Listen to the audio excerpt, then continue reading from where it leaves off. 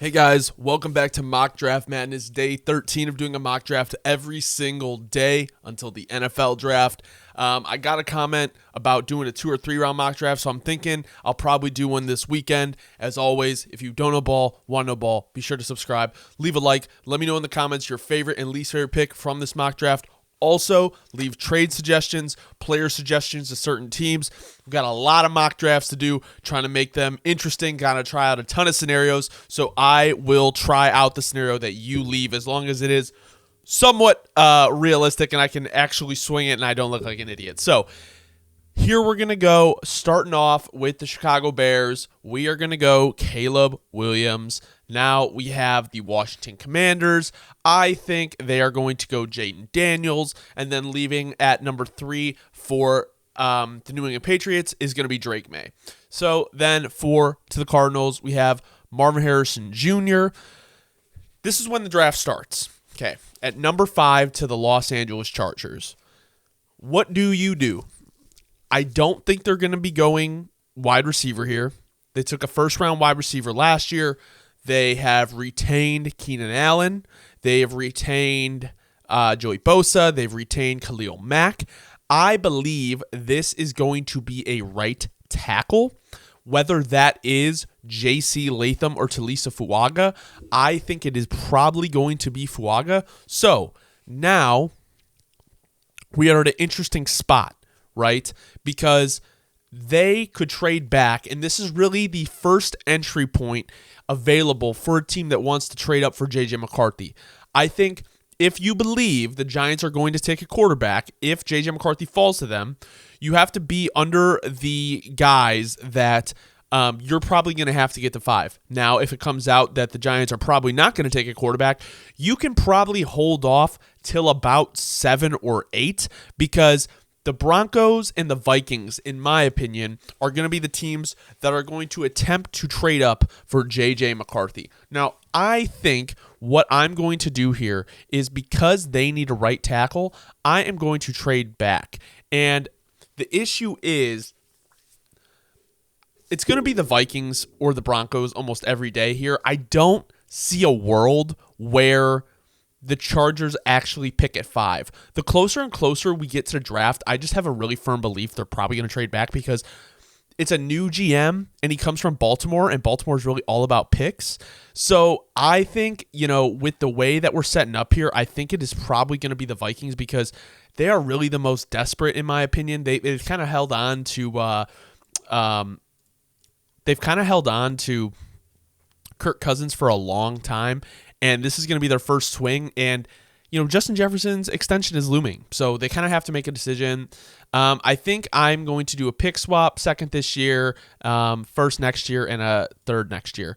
We're going to force this trade through, and the Minnesota Vikings are on the clock, and they're going to take J.J. McCarthy. Now, tomorrow, I'll probably try the Broncos just to keep it a little bit fresh. But this is kind of how I expect the top 5 to go, at least now. We are in mid-March. There is still another month and a half until the draft. So now we have the New York Giants on the clock. Okay, so they have basically they have added some pieces to their line, and I think they're okay on their line. I think kind of what they want to do, especially with having the D-line kind of set, they lost a safety. They could use some secondary help, but at the same time, I think one of the easiest options here is going wide receiver, and I'm going to give them Rome Odunze.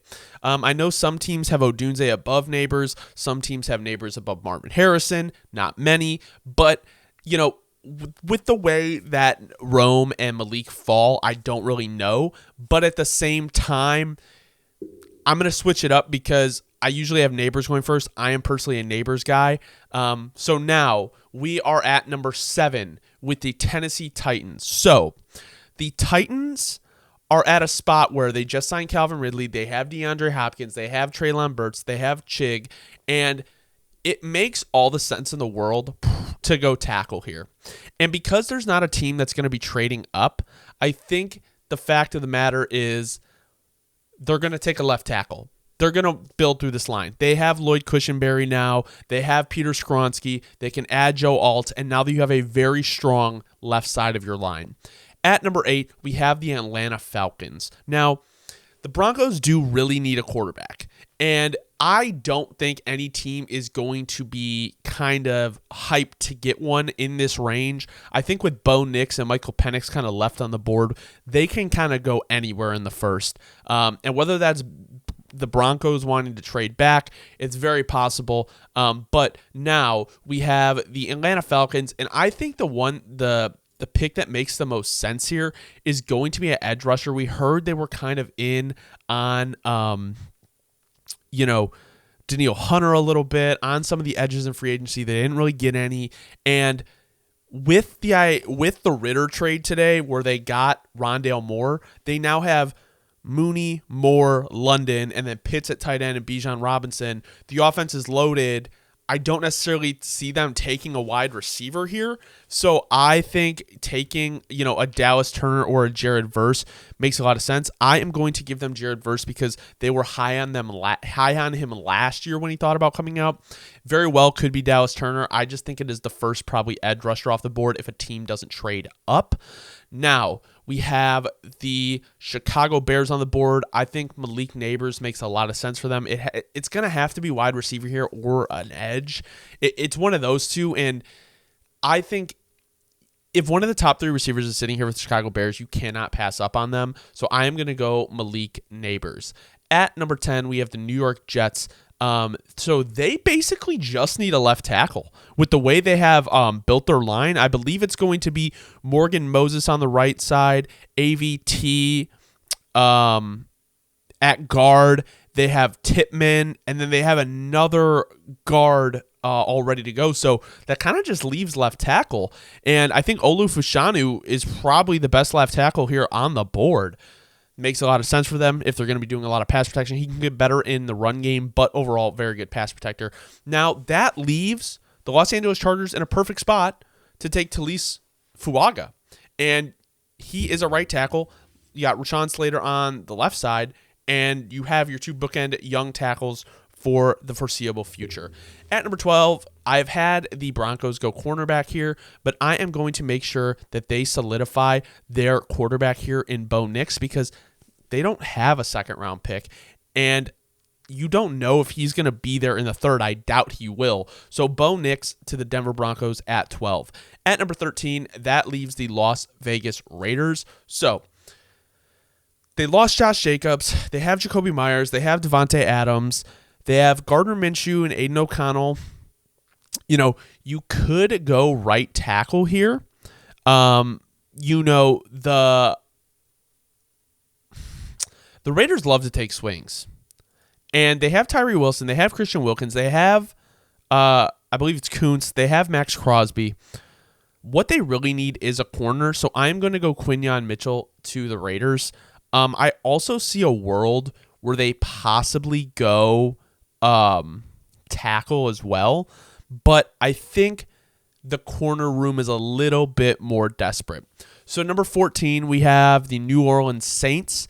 They have an interesting position here because they definitely need tackle and they definitely need D-line help. So I am going to give them Byron Murphy. I've not given them Byron Murphy. I think he's one of the best, tackles interior defensive linemen in the class. Probably the best out next to Jerzon Newton. But Jerzon Newton is probably 2, and he's probably 1. So give a little beef to the interior of the defensive line. Anything trenches kind of for the Saints here makes sense, whether that's offensive or defensive. Indianapolis Colts at number 15. They could use, a wide receiver. They could use Brock Bowers, I think, would be a nice addition for them. But at the same time, I think Terrion Arnold to the Colts makes a lot of sense. I think they're honestly going to be targeting a corner in this draft. They want to beef up that the perimeter of their defense. At number 16, we have the Seattle Seahawks. And honestly, with the way that their free agency has went, it's like they've let everybody walk. Just checking my phone to see if I get any free agency reports that might affect the mock, but I doubt it. So now we are in a position where the Seahawks, they got a decent amount of picks here, but they don't have a second-round pick. And I'm trying to think of what we could do here. I mean, obviously, Fautanu makes a lot of sense because he plays interior, and I think that's what I'm going to do because in a pinch, he can play tackle for you as well, but he can play any of the spots on the line pretty much. At number 17, we have the Jacksonville Jaguars. So, they have Evan Ingram. They have, it's kind of weird because they lost Calvin Ridley and paid Gabe Davis. And to me, it's kind of a downgrade. And it's hard to take like a first round wide receiver here because where do they fit in the room? You have Gabe Davis, you have Christian Kirk, you have Zay Jones. Jaguars, honestly, one of the most confusing franchises, and I don't understand their direction really at all. Trent Baalke, one of the most interesting tight ends in the GMs in the league. That Trent Baalke running out there in pads and shit. So, the Jaguars they don't really need their interior, right? And they have Trayvon Walker. They have Josh Allen. They could use DB. So what I'm going to do is I'm going to give them Nate Wiggins. Even, Nate Wiggins or Cooper DeJean would be here. They just signed Savage, and not to say that, DeJean can't play corner, but he's probably projected to safety. Give him Nate Wiggins. It just seems like such a Jaguars pick. Like he's so boom or bust. He could be like this year's Emmanuel Forbes. But regardless, Nate Wiggins is always one of those players who's like, I think he'll be in the first, but I never have any idea where I should put him. Like honestly, zero idea where to put Nate Wiggins. So the Cincinnati Bengals are here, and they just lost DJ Reader, and while Brock Bowers here is so nice, they do need to kind of beef up that interior. So I am going to give them Jerzon Newton. Brock Bowers has fallen a little bit here, and that's okay because, the Rams have a lot of picks this year. And they re-signed, what is his name? They re-signed that tight end, the white dude. I can't remember his name. But they re-signed him for a couple of years. Tower Higbee. So I'm not going to go here with him, but I'm going to go Dallas Turner, and it's kind of a shame that he fell this far. But, I want to mix it up a little bit, and I've never had Dallas Turner really fall into the Rams. And it's a very real possibility. I mean, you don't know how these teams have these edges rated.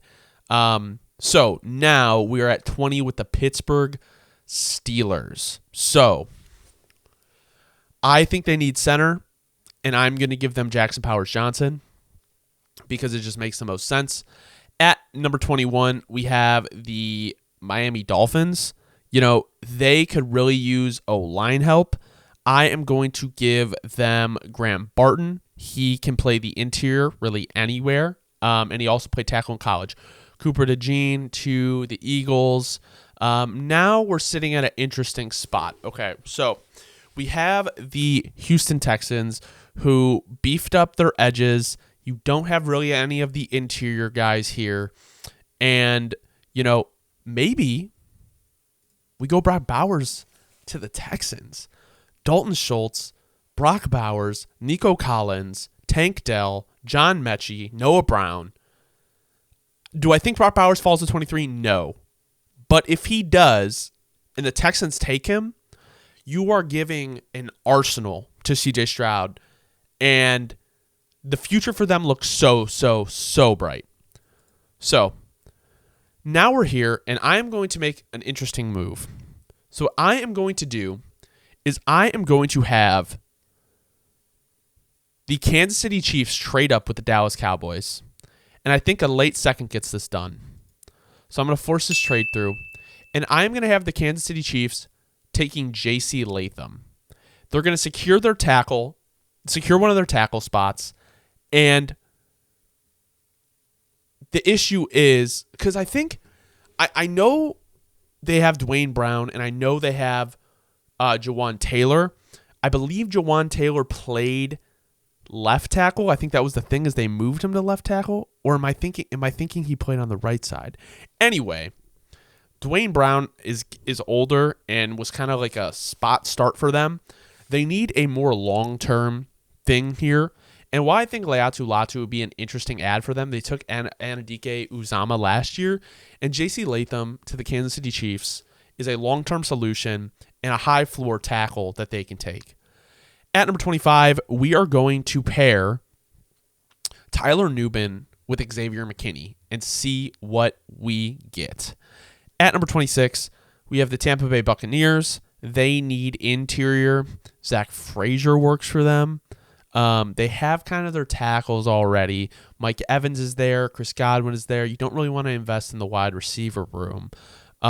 You could go, I'm going to give them Kool-Aid McKinstry to replace Davis, who was traded to the Detroit Lions.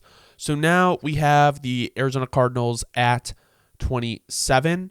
I think Leatu Latu could be a great fit for the Arizona Cardinals. At number 28, we have the Buffalo Bills. They signed Curtis Samuel today. I don't necessarily know if that is going to be the long-term. Well, obviously, he's like a wide receiver 3. So if you're able to get like Brian Thomas Jr. in there, you have Stephon Diggs, Curtis Samuel, Brian Thomas Jr., Dalton Kincaid, Dawson Knox, Khalil Shakur, that is a loaded room. Loaded room. They could have also won Zach Frazier here, but I think they kind of have like a center plan already in place. And,